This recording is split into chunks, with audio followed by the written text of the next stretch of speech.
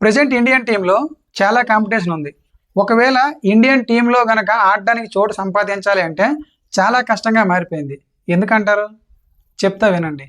ఒకే రోజులో India T20 match, one day match, test match ఆడాలనుకుంటే ఈ 3 మ్యాచ్లకి 3 వేరు టీములు పంపించాలనుకున్నా ఇండియా పంపించగలదు. అంత క్యాపబిలిటీ, అలాంటి బల్క్ టాలెంట్ ఇండియా దగ్గర ఉంది. అది కూడా 3 మ్యాచ్ల్లో గెలవగల సత్తా ఉన్న టీముల్ని పంపించగలదు. సో ఇండియాకి ఇంత క్యాపబిలిటీ ఎలా వచ్చింది అంటే ఇండియా అండర్-19 దగ్గర నుంచే ప్లేయర్స్ని తయారు చేసుకుంటూ, యంగ్ టాలెంట్స్ని ఎంకరేజ్ చేసుకుంటూ ప్లేయర్స్ని తయారు చేస్తుంది.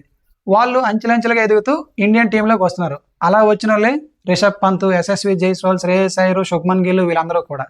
అయితే ఇప్పుడు ఇదంతా ఎందుకు చెప్తున్నానంటే రేపు ఇండియన్ అండర్-19 టీము వరుసగా 6వ ఫైనల్ ఆడబోతుంది అండర్-19 వరల్డ్ కప్లో.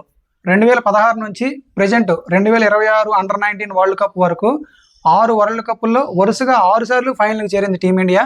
అయితే ఈ 6 వరల్డ్ కప్పుల్లో 2016లో రన్నర్అప్గా నిలిచింది, 2018లో విన్నర్స్గా నిలిచారు, 2020లో మళ్ళీ రన్నర్అప్గా నిలిచారు, మళ్ళీ 2022లో విన్నర్స్గా నిలిచారు, 2024లో రన్నర్అప్గా నిలిచింది. ఈ సంవత్సరం రేపు ఫైనల్ జరగబోతుంది. రేపు ఫైనల్లో కూడా విన్నర్స్గా నిలవనున్నారు. ఎందుకంటే యంగ్ టాలెంటెడ్ టీము. సో 2026లో కూడా వరల్డ్ కప్ గెలాలని ఆశిద్దాం. అయితే ఇప్పటి వరకు ఇండియా 5 అండర్-19 వరల్డ్ కప్లు అయితే గెలిచింది. మహమ్మద్ కైఫ్, విరాట్ కోహ్లీ, అలాగే ఉన్ముక్ చంద్, యష్దుల్, పృథ్వీ షా కెప్టెన్సీలో అండర్-19 వరల్డ్ కప్లో అయితే గెలిచింది. ఈసారి వరల్డ్ కప్ గెలిస్తే 6వ అండర్-19 వరల్డ్ కప్ గెలిచినట్టు అవుతుంది.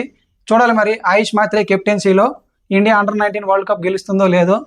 సో అందుకే ఇండియన్ టీంలో అంత కాంపిటీషన్ పెరిగిపోయింది. అండర్-19 నుంచి చాలామంది యంగ్ టాలెంటెడ్ ప్లేయర్స్ వస్తున్నారు. ఇదే ఫామ్ని సీనియర్ టీంకి వచ్చిన వరకు కూడా రీచ్ అయ్యే వరకు బాగా ఆడుతున్నారు. కాబట్టి సీనియర్ టీంలో కూడా కాంపిటీషన్ పెరిగిపోతూ వస్తుంది.